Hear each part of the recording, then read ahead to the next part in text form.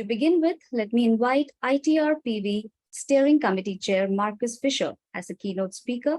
Markus will be sharing the latest trends along the solar module value chain from the International Technology Roadmap. Welcome, Markus.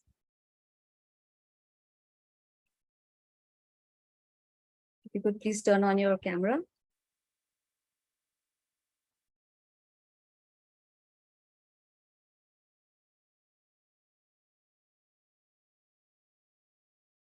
We can't hear you so far. Yeah, can see you now. You are on mute. So can you hear me? Yes, I can hear you. So then may I share then my screen? Yes, straight away. Yeah, okay, so it's great. Okay. So now it should work. Yes. You can hear me? Okay. Thank you for this nice introduction. So I want to present you the contents of the 14th edition of the ITRPV issued in April this year, and showing here the new trends in CESI technology in materials, processes, and products. And this is the agenda I will show. First, I give status on the ITRPV and PV learning curves, then I will comment on the results and close with an outlook and summary. Okay, so this year's ITRPV was issued thanks to the contribution of 61 participants from Asia, Europe, and US. And we collected parameters for the CZ technology along the value chain, and more than 100 parameters are discussed in the presentation, and we included 85 figures. So quite impressive work, took a long time, and now we have the new results visible. And what is always of interest is the celebrated learning curve of price learning in the PV. And we always start this update on the status with a brief review. So in 2022, the overall calculated shipment was close to 300 gigawatt peak, according to my data. 295 gigawatt were shipped at a price of $23. You have to imagine this is $23 2022. We have all calculated values here, price values based on 2022 dollar. So if you see the figures here for 24 US dollars, so this is the price of 21. So that means the 22 due to the inflation was even higher. So that means we had an unexpected, very important price reduction despite all the troubles along the value chain. And now we have the shipment of more than 1.3 or close to 1.3 terawatt peak, and this is going on. So, and installation 1.2 terawatt. And what is to remark, so the learning continued. Learning rate from 1976 to 22 is 24.4%. And the accelerated learning that we found here from taking the numbers from 2006 to 22 is close to 40%. So this is impressive. Based on the current existing production capacity of more than 600 gigawatt, the expectations for next year will be that the price learning will continue. So I gave here some outlook for this year's number. So it's quite impressive. And now we worked long time. So now PV is really taking off. So the most remarkable points are price reductions occurred until end of 22. And what is very important is shipment costs have been back to normal since end of Q4. And this accelerates the success of PV in future. So now to the detailed results. So here, materials, most important material for the CCPV is polysilicon. And we comment here since last edition, we have been commenting here the consumption of polysilicon gram per watt for PERC is here shown. And so we see here, based on the technology, PERC is the working horse for the PV. So we see that the current values of 2.1 grams per watt will go down to close to 1.55 gram per watt. And this is quite remarkable. And I think we will also be on the track.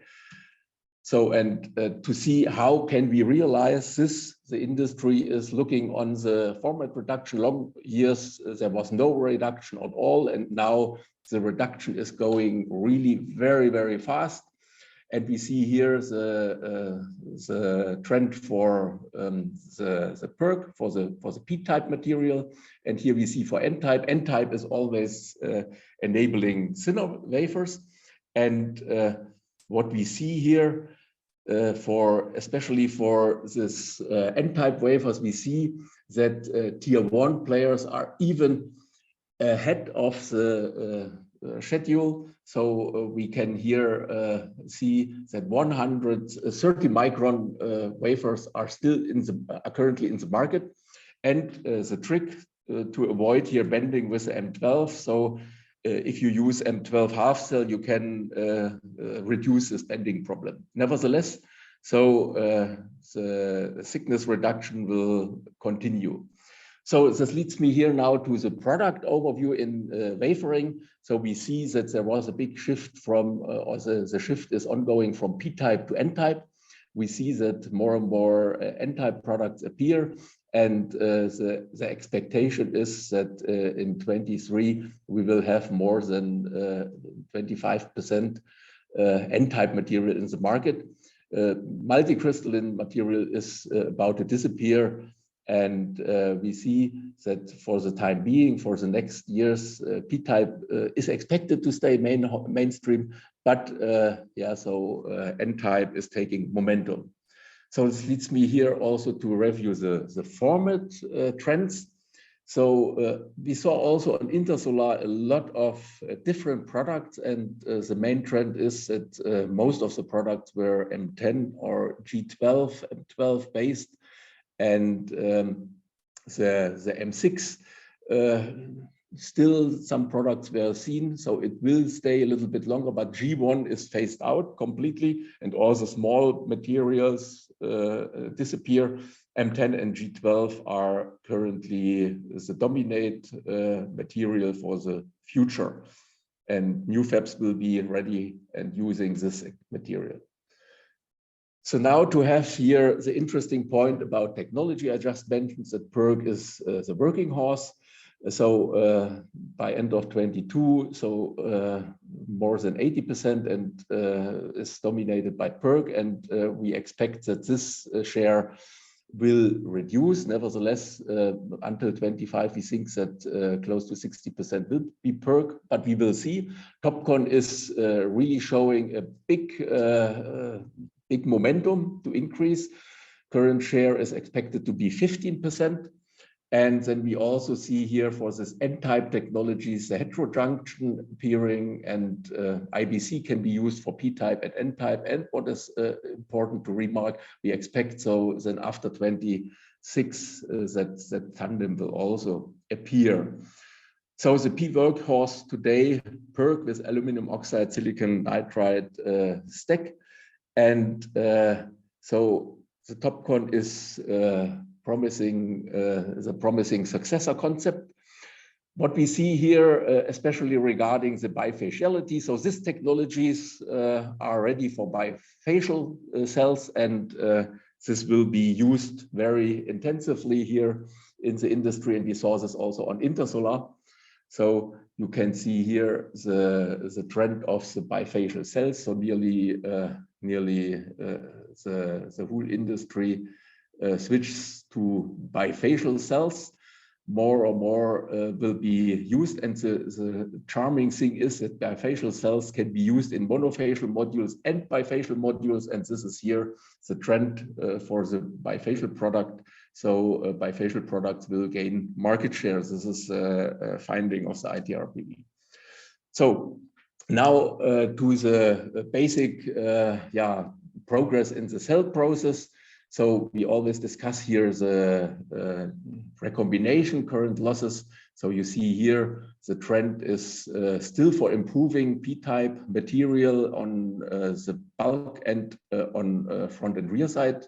N-type shows the bigger potential, especially here in very low bulk recombination losses.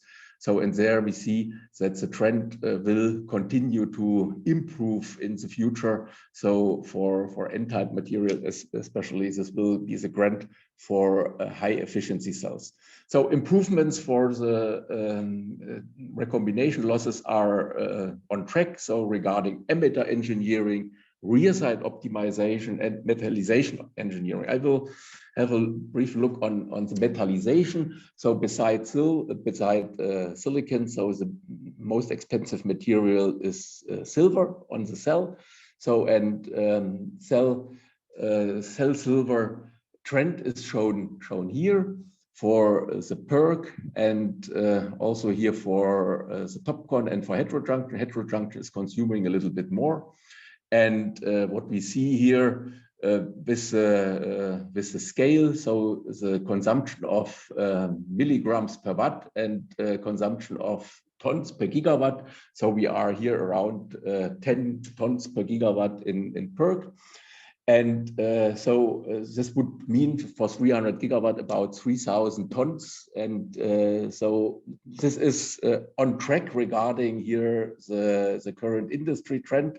And what we see here, so for N-type in the industry, we have the good news that the tier 1 cell manufacturers are on track and even ahead on the ITRPV. For PERC, we see that it is around 10 milligrams per watt. And for TOPCon, we see that we approach close to the target of 2030. So this is really good news. So then currently we do not see a problem with silver.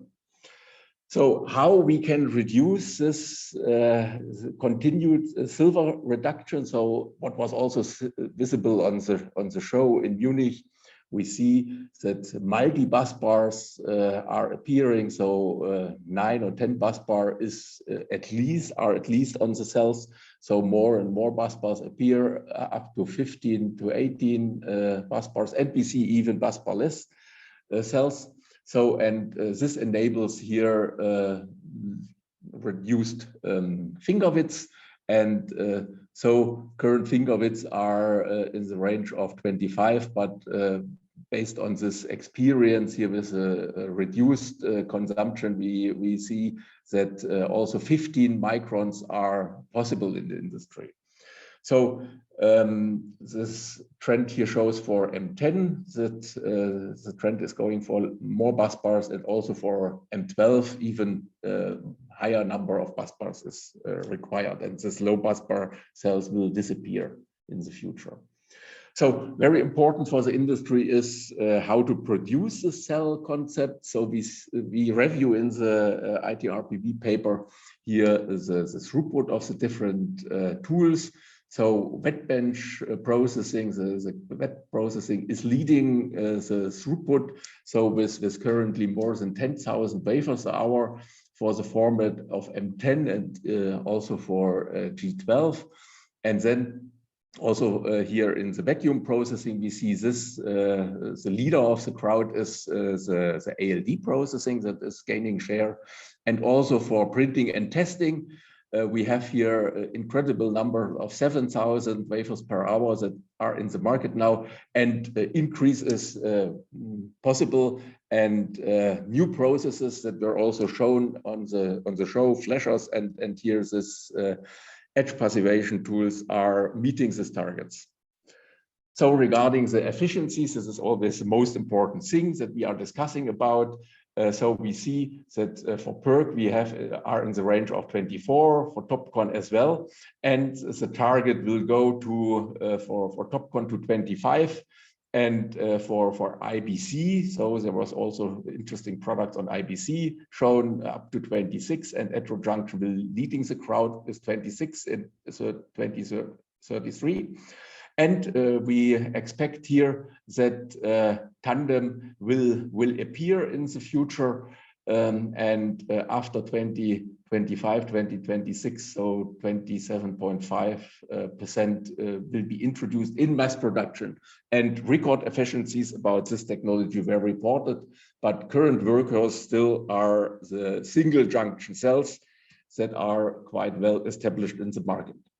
So regarding module, I want also to spend some time about the current trends. So nearly most of products were half cell, so for PERC and TOPCon. So then for the G12 products, we also saw shingle and 1/3 cells.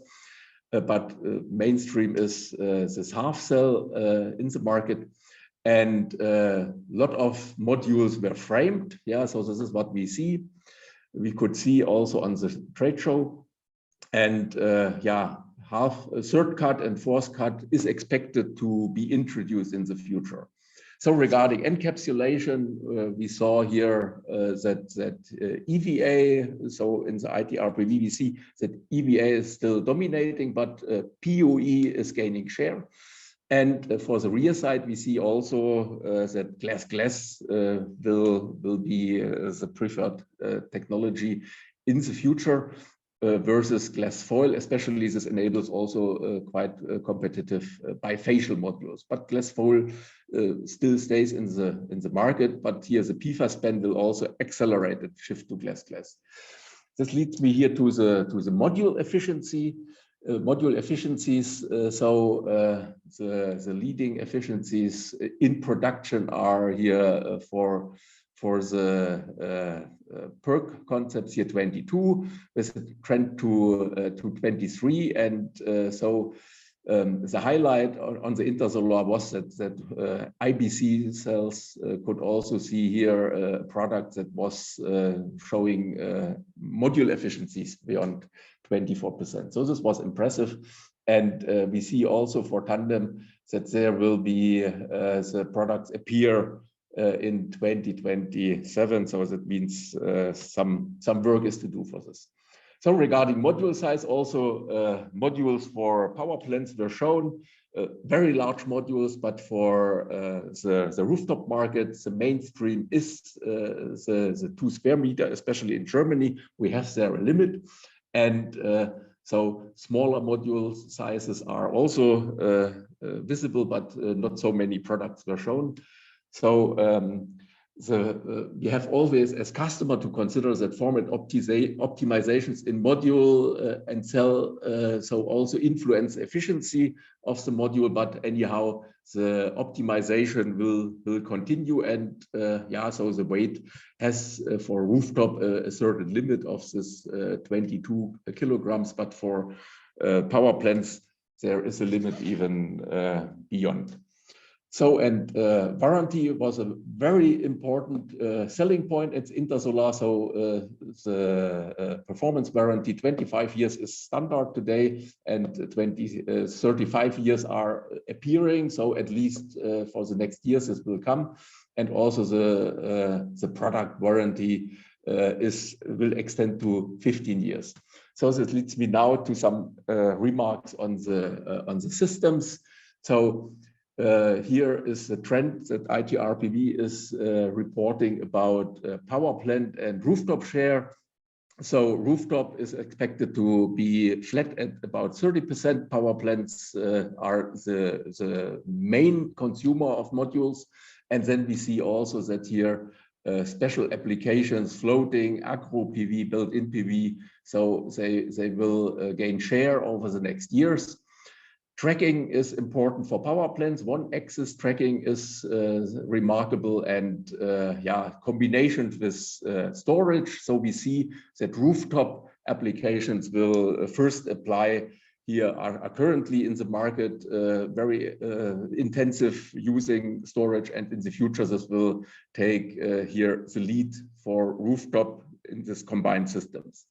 So regarding BUS, so we show in the report also the trend. So the trend is going down. So some values will stay constant. We see here the difference for the different regions. And what we also see that module will stay the most expensive part, even with about 1/3 of the BUM cost. So regarding useful technical lifetime of systems, this is very important parameter that we see here. So for modules, this useful lifetime is about 30 years. So in ITRPV, we also discussed for the first time here useful lifetime of inverters, the technical lifetime. And so we see that the trend is going to longer lifetimes, and also for batteries. So, but modules are expected to be the long-lasting product, 40 years. So this is a remarkable requirement to the quality of the modules. So then here the trend regarding the LCOE. So this is always showing the right direction. So we see that the cost, the real LCOE are going down and can be realized in the industry, by the industry, and this is also very good news, and this is a grant for further success of PV. So this leads me now to the outlook, and so what we see here in the detailed distinction between separation between efficiency learning and per piece learning. So efficiency learning continues. And what is very remarkable is that during the period of 2019 and 2021, so the per piece learning was behind the expectations. So mainly due to introduction of new formats and this new this new module sizes, and also due to the overall cost increase. But now we see the period that the prices will continue to fall, and the price learning will continue. So finally, so also this is for cost important, the combination of efficiency increase and per piece cost down. So this is a recipe for the future success of PV generated electricity, and the PV will handle this challenge. So this leads me now to my last chart, the outlook of the PV today and especially for the future. So there are different scenarios discussed in the ITRPV, but I want to give here the outlook about the most ambitious target scenario. And so we are regarding the market on the expected trend. So we are well positioned, and we are ready with the current installed current shipments, and with the existing capacity, we are ready to meet these targets of this future requirements. We will see what installations will appear this year. So, but the target of more than 60 terawatt peak in 2050, it seems a realistic scenario. So EAA is a little bit conservative, but so we are ready here to continue the growth, and we are prepared for the gigawatt markets in the PV industry. So the solutions were shown at Intersolar and SNEC, and the ITRPV will provide also the guidance to meet all the challenges to reach this target we have been working for since several years. Now PV is really on the success path. Thank you very much. And thank you very much for all the contributors of this ITRPV. So I'm now at the end of my presentation. thank you for your attention. Maybe we have time for some questions. Yes, Markus, thank you so much. It was really an insightful presentation. Just one question here, that you said that tandem would start appearing in 2026. So what kind of materials and technology do you expect to be used in tandem? Yeah, so the base for tandem will be what the industry now is showing will be silicon. So the big charming thing with tandem is it can be used. So there is a possibility to use both type of materials. So then for the bottom cell, N type or P type can be used. On the other hand, tandem structures are also possible on thin film. So there is quite flexibility in building this tandem technology, but the technology we report here and we got the feedback from our contributors is based on silicon, and then with a stack of perovskite that will be the second junction, to increase efficiency. Interesting. So I can already see there are lots of other questions popping up in the chat room. So if you could please stay back and answer some of those in the chat room. Yeah, I will try. Okay. Okay. Thank you so much. Thanks once again. Yeah.